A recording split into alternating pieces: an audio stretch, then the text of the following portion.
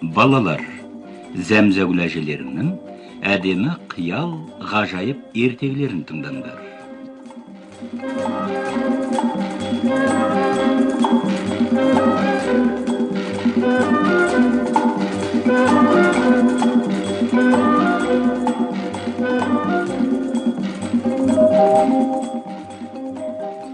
Саламатсыңдар ма? Кішкентай бүлдіршіндер. Бүгін мен сендерге Украин халқының өгей әке деген ертегісін айтып берейін. Баяғыда бір үш жігіт әке шешеден жетім қалыпты. Ішерге асы, киерге киімі болмапты. Олар ел кезіп, жалданып жұмыс істеуге аттанады. Шіркін, бағымызға жалданатын қайырымды адам кездессе жарар еді деп армандап келе жатады олар. Қарсы алдынан аппақ қудай сақалы белуарына түскен бір қария кезге кетеді. Шал ағайынды жігіттерге: «Балалар, қайда бара жатырсыңдар?» деп сұрайды. «Жалданатын жұмыс іздеп бара жатырмыз» деп жауап береді олар. «Оларың қалай? Шаруашылықтарың жоқ па еді?» «Жоқ» деп жауап береді жігіттер. «Бағымызға қарай бір қайырымды адам табылса, біз оған адал қызмет етер едік. Оның айтқандарын екі етпей, туған әкеміздей қадірлер едік». Шал ойланып қалады. «Жарайды ендеше, онда сендер маған бала болыңдар. Мен сендерге әке болайын», дейді шал. «Мен сендерді адам қып шығарайын. Сендерге адал еңбек етіп, адал қызмет етуді үйретейін. Тек менің айтқанымды тыңдаңдар». Ағайынды жігіттер бұған келіседі, шалға еріп кете барады. Олар қалың ормандардан өтіп, жазық далаларды кезіп жүре береді. Жүріп келе жатады. Бір кездерде әдемілеп салынған ақ шаңқан бір үйді көреді. Төңірегіне алқызыл гүлдер егілген, үй маңында жүзімбағы өсіп тұр. Ал бақтың ішінде бір қыз жүреді. Өзі көркем, өзі ақ жарқын. Бақшада өскен гүлдерден айнымайды. Жігіттердің ең үлкені сол қызға қарап тұрып: «Шіркін, мен мына қызға үйленсем, содан соң сиырларым мен өгіздерім көп болса», дейді ол. Шал тұрып: «Жарайды ендеше», дейді. «Онда құда түсейік. Бас екеу болмай, мал екеу болмайды. Үйленсең сиырың да, өгізің де болады, бақытты өмір сүр. Тек әділдікті ұмытушы болма». Сөйтіп олар құда түсіп, жігітті үйлендіріп, той жасайды. Жігіттің ең үлкені үй иесі атанып, жас келіншекпен сол үйде тұрып қала береді.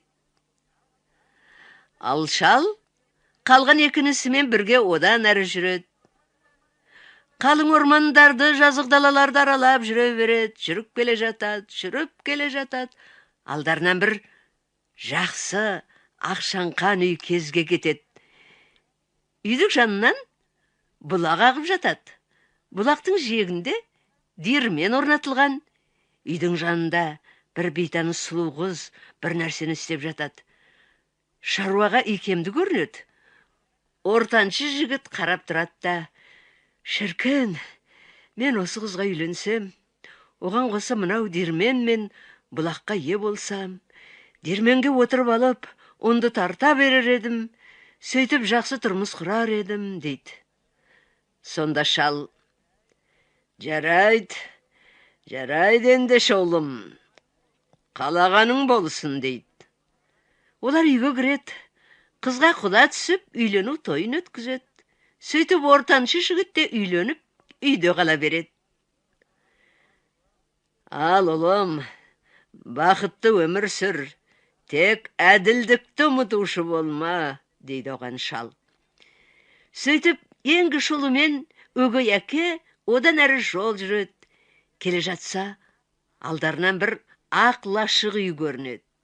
Үйден бір қыз тысқа шығады. Жанарынан от шашқан қыздың іске икемділігі айқын көрініп тұр. Бірақ үстіне киген киімі алба-жұлба, ұнамсыз ақ. Жігіт оны көретті. Шіркін, мен осы қызға үйленсем, екеуміз бірдей еңбек етсек, біздің ас суымыз болар еді. Біз сіңірі шыққан жарлы жақып айларды да ұмытпас едік. Бір үзім нанымызды сол кедейлермен бөлісіп жередік, дейді.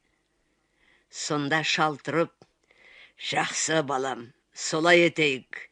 Тек әділдікті ұмытушы болма, дейді. Шал бұл жігітті де үйлендіріп, өз жөніне кете барады. Сөйтіп ағайынды жігіттер үйленіп, тұрмысын құрып жатады. Үлкен ағасы әбден байып алады.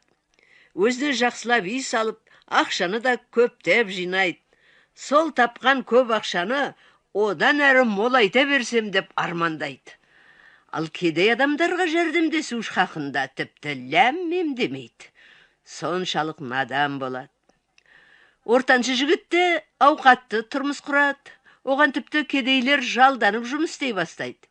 Өзі шалқасынан жатып алып, тек ішіп жеуді және әмір етуді біледі. Ал ең кішінісі бір қалыпты өмір сүріп жатады. Шаруа жайын қалыптастырып алады. Тапқан таянғандарын маңайдағы адамдармен бөлісіп отырады. Егер ештеңесі болмаса, оған дөкінбейді. Ал өгей әке бүкіл елді кезіп шар құрады. Бірде ол ұлдарының қалай тұрмыс құрып жатқанын, олардың әділдікті ұмытпағанын білуге құмартады. Сөйтіп ол бейшара шал кейпінде ең алдымен үлкен ұлына келеді. Қораның ішін аралап жүріп, үлкен ұлына иіле тағзым етіп, байғұс шалға Құдай үшін беретін садақаң жоқ па? Деп өтінеді. Үлкен ұлы тұрып, соншалық қартайып тұрған жоқсың, мүләймісі ме? Керек болса жұмыс істе. Мен де жаңада ғана аяғымнан тік тұрып жатырмын. Тайып тұр, деп жауап береді. Оның сандығы ақшаға сыймайды. Үйді де жаңадан салдырған. Ал дүкені дүниеге толы, қоймасы астыққа толы. Ақшаның санында есеп жоқ.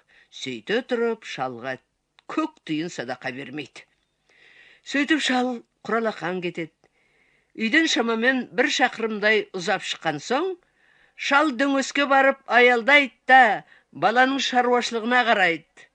Солақ екен, ол лап етіп жана бастайды. Содан ол ортаншылына барады. Келсе оның дирмені, бұлағы шаруашылығы бар, өзі дирменің жанында отырады. Жақын келіп басын иіп тағзым етеді. Ей жарқыным, садақа, садақаға бір усын бер. Мен бір жүрген құдайы жанмын, ішерге тамағым жоқ, дейді. Я, деп жауап береді ол. Сен түгілі өзіме дәлі ұн тартқан жоқпын. Сен сияқты қаңғырғандар осында да жететін. Барлығыңа ұнды қайдан жеткіземін? Шал сонымен ештен алмастан кете барады. Біраз жер жүріп, дөң басына барып тоқтайды да, артына бұрылып қарайды. Жаңағы дирмен сонда түтіндеп, жалындап жана бастайды.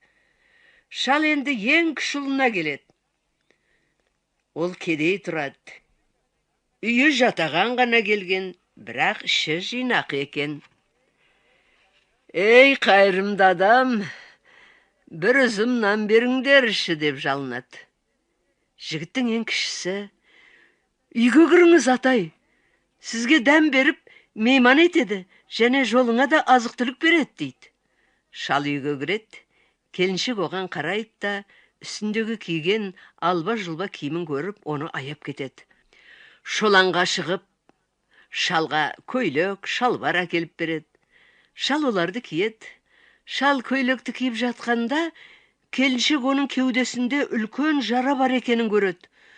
Сонда үй иесі тұрып, атай, кеудеңдегі жара қайдан пайда болған, деп сұрайды. Я, деп күрсінеді шал сонда. Менің жарам осындай. Мен бұл жарадан көп кешікпей өлемін. Өлуіме бірақ күн қалды. Қабат деген ай, дейді келіншек. Бұл жараны емдейтін ешқандай дәрі-дәрмек жоқ па? Бар, дейді шал. Ол біреу-ақ, бірақ оны ешкім де бермейді. Ол әрине әркімнің ақ қолынан келеді. Сонда оның күйеуі тұрып, неге бермеске, тек айтыңыз, ол неткен дәрі, дейді. Ол қиын, егер үй иесі өзінің үй орманын бар мүлкімен өртеп, соның күлін менің жарама сепсе, сонда ғана менің жарам жазылады. Ең кіші ұлы ойланып қалады, ұзақ ойланады. Содан соң әйеліне, сен қалай ойлайсың, деп сұрайды. Қалай болушы еді, деп жауап береді әйел. Тағы да бір үй салып алармыз. Қайырымды адам өлмесін. Үйді өртесең, өрте. Егер олай болса, балаларды үйден алып шық. Олар балаларын ертіп үйден шығады. Жігіт үйіне қарап тұрады.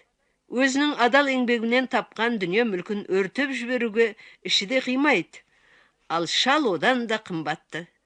Сөйтіп үйін өртеп жібереді. Үй лаулап жанып, орнында күлі ғана қалады. Артынан оның орнына жаңадан биік сәулетті үй пайда бола кетеді. Шал анадай жерде тұрып мәз болады.